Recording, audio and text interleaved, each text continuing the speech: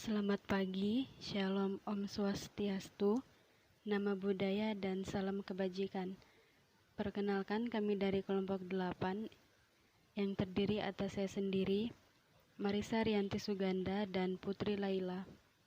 Kami mahasiswa Sastra Indonesia angkatan 2021.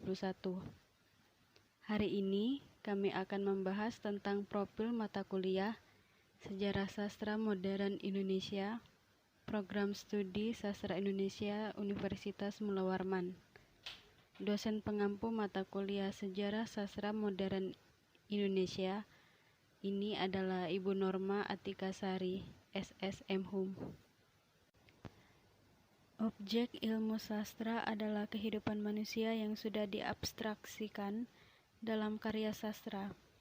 Oleh karena itu, objek utama ilmu sastra adalah karya sastra.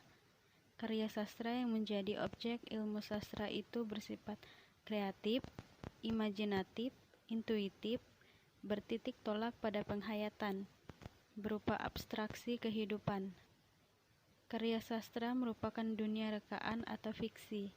Kata fiksi memiliki makna hayalan, impian, jenis karya sastra yang tidak berdasarkan kenyataan yang dapat dipertentangkan dengan non-fiksi atau cerita berdasarkan kenyataan.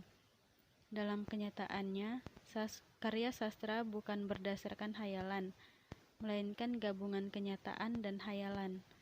Semua yang sastrawan dalam karya sastranya adalah secara etimologi, menurut asal-usul kata, kasusastraan berarti keterangan yang indah. Sastra dari bahasa Sanskerta artinya tulisan, karangan. Akan tetapi sekarang pengertian kesusastraan berkembang melebihi pengertian etimologi tersebut. Kata indah amat luas maknanya, tidak saja menjangkau pengertian-pengertian lahir, tapi terutama adalah pengertian-pengertian yang bersifat rohaniah. Misalnya, bukankah pada wajah yang jelek orang masih bisa menemukan hal-hal yang indah? Sastra Indonesia adalah sebuah istilah yang melingkupi sebagai macam karya sastra di Asia Tenggara.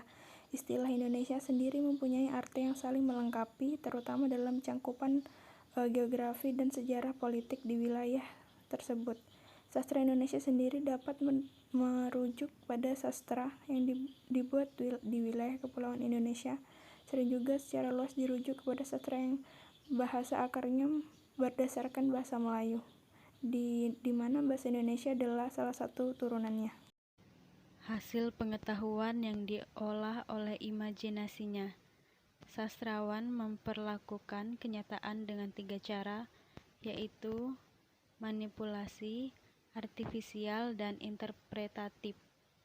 Hanya kadar kenyataan dalam karya sastra yang berbeda untuk setiap karya sastra.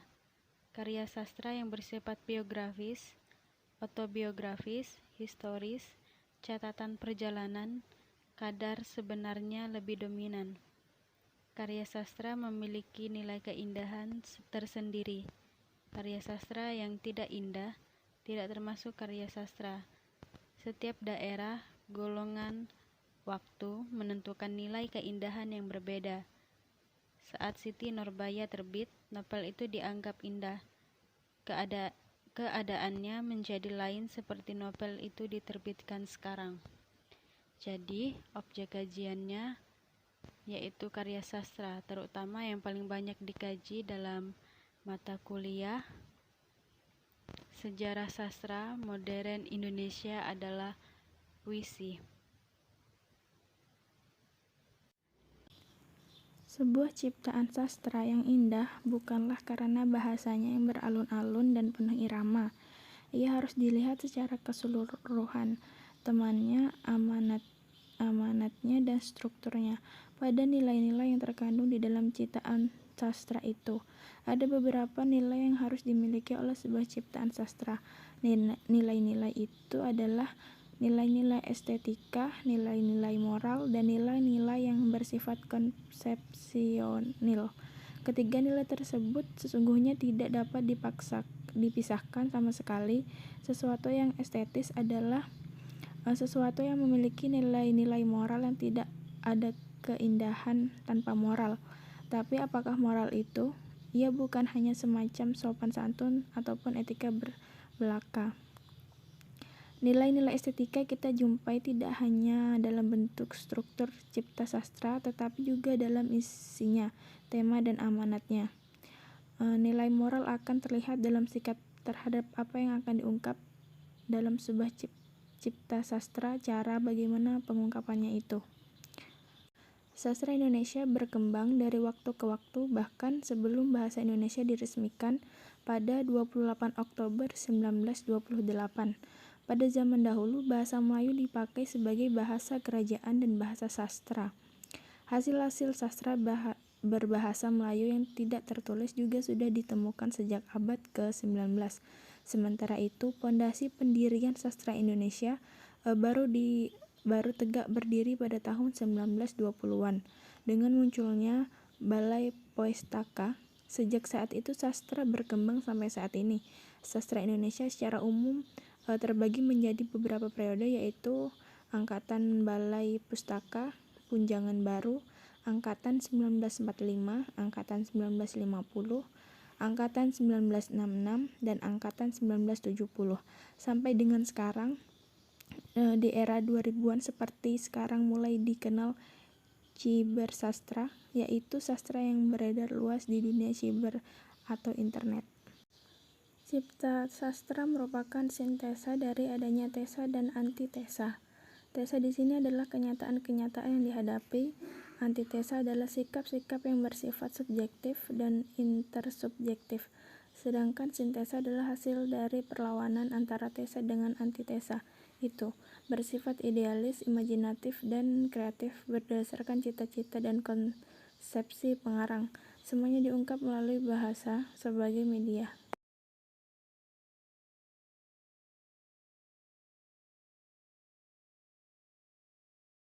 Puisi. Lalu, pelajaran yang dipelajari dalam mata kuliah Sejarah Sastra Modern Indonesia adalah: yang pertama, mempelajari tentang periodisasi sastra modern Indonesia, mulai dari karya sastra tahun 1920-an hingga sekarang.